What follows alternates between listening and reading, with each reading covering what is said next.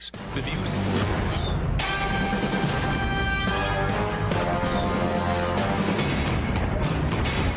The financial meltdown. The year is 2014.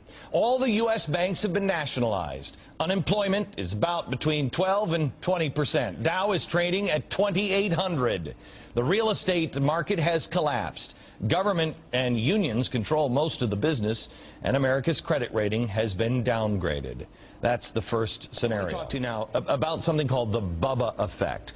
I believe this part of the scenario is likely to happen, and I hope to God it doesn't. But we need to talk about it. Tim Strong is a retired Command Sergeant Major in the U.S. Army. Hey, Tim, how are you? Hey, Glenn. Good evening. How are you doing tonight? Explain what the Bubba effect is. This is something that the military has been concerned about. Well, we'll go back to the segue of the survivalist attitude. You know, it's that American that exists, that believes and trusts an American as it currently exists. And, you know, they lose that faith and confidence within the various politicians and the areas that surround them. They end up developing their own infrastructure, their own means to survive, to basically fend for themselves. The disadvantage to that, Glenn, is with the Bubba effect, is it's not the diesel trucks and all that as we currently refer to, but, you know, they can critically be a key play when it comes to, you know, having their own biofuel, that type of stuff to survive. You know, they'll have their own community. They'll be very conscious of who enters their community, and it's almost going to be a commune-based society, but they won't project that based on the fact that they want to project normalcy. Okay. But those that enter their space that are threatening to them, and again, we don't want to use the word profiling, but that's, you're definitely going to stand out. You're not going to look like a Bubba. Okay. And so Tim, I want to break here. I have to take a commercial break, but I want to, at the bottom of the hour, I want to come back and show how that community, because that's like Mad Max community, how that actually starts here, how that is probably beginning, it has already begun here in America, and how it manifests itself. What are the other pressures that are building around the globe? And what if the U.S. can no longer be the world's policeman because the economy, the global economy, has broken down? That scenario when we return.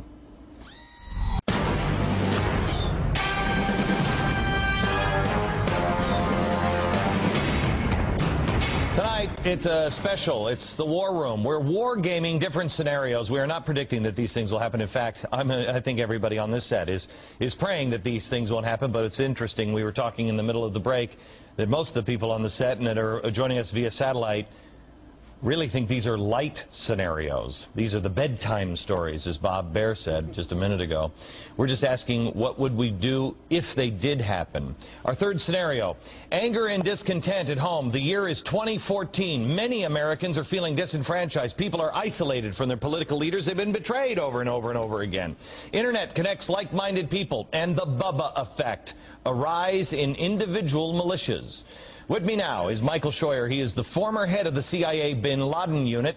And back again is Tim Strong, a retired Command Sergeant Major in the U.S. Army. Quickly, let me just, before we go, let me go to Michael and Gerald here on, or Stephen. Stephen, give me the, I'm sorry, I know. Thank God.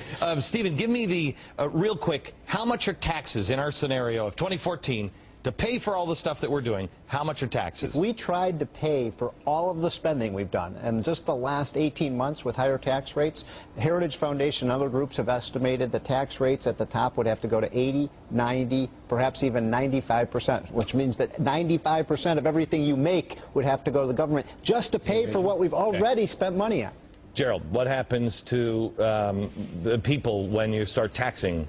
Like tax revolts. Yeah, tax revolts. We all heard it on CNBC yesterday. But you're not talking about a tea party. Oh, no. This is going to be violent. People can't afford it anymore. Okay. Look, the cities are going to look like Dodge City. They're going to be uncontrollable. You're going to have gangs in control, motorcycle marauders. You're not going to have enough police or federales, just like Mexico, to control the situation. Tim, I want to come to you now. You're a credible guy. You were one of the first guys in Iraq, if I'm not mistaken, during this war. You have been with the military for a very long time. You were one of the guys in the front lines. Michael, you were up in the caves hunting for Osama bin Laden. You guys have all the credibility there can be on thinking the unthinkable and living the unthinkable.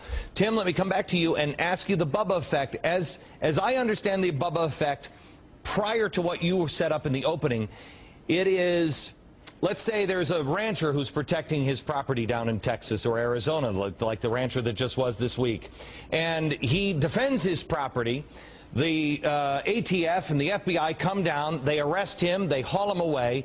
There's got to be Texans and Arizonans, they say, whoa, wait a minute, hang on, you people knew this was going to happen. Mexico has collapsed, they're coming across, I have a right to protect my own property. That's the Bubba effect. Now the government has to make a choice who the bad guys and who the good guys are, because people have been so disenfranchised. Is that possible?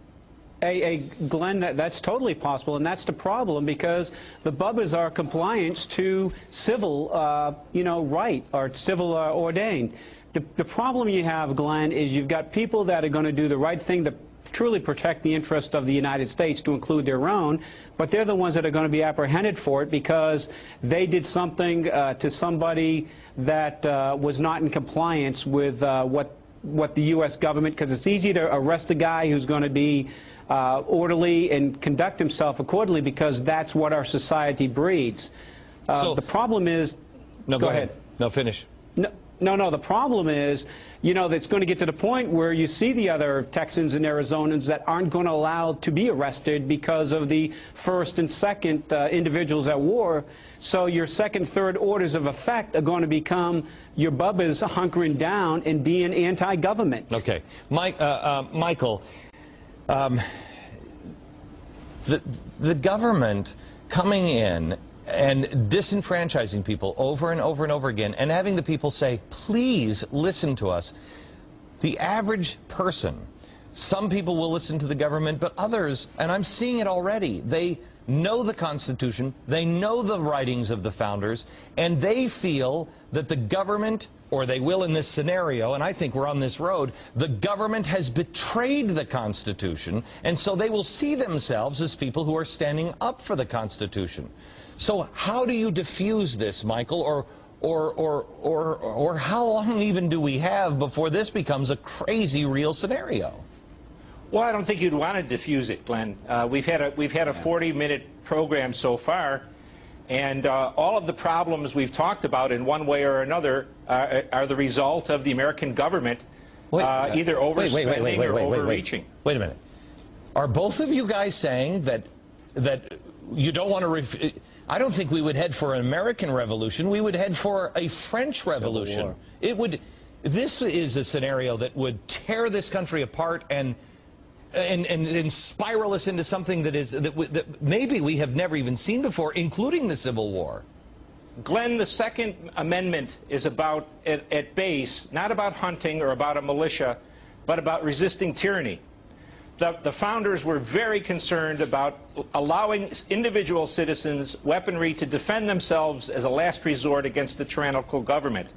I don't think the founders ever considered that there would be a tyranny of incompetence, but I think that's what we're facing. Okay. And ultimately, that's the right of the American. Both of you guys, I mean, I can't believe I'm hearing this, and don't get me wrong, I am against the government, and I think that they have just been horrible, and I do think they are betraying the principles of our founders every day they're in office. But I have to tell you, this scenario scares the living daylights out of me, because it is shaking nitroglycerin. You both served in the military. You tell me, do the soldiers come in and do they round up people, or do they fight with the people for the Constitution? What is the Army? What does the military do? Neither one of us. Neither one of you. You just said that, Michael Scheuer, but you won't say which side the military chooses? I don't think the military is ever going to shoot on the American people, sir. I think the military of all people read the Constitution every year, right through. Okay, Tim, can you give me an extra minute? Tim, I want to ask you real quick.